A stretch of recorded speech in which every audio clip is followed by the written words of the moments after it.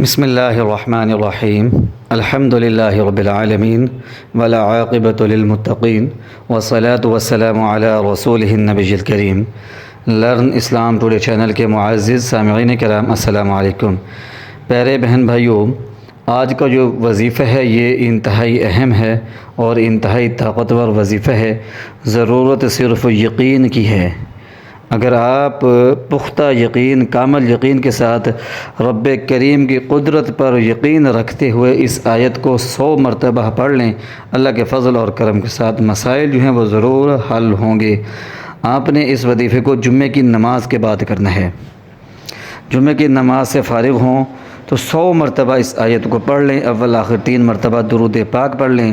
آیت مبارکہ یہ ہے، ان اللہ علی کل شیء قدیر، بے شک اللہ ہر چیز پر قادر ہے۔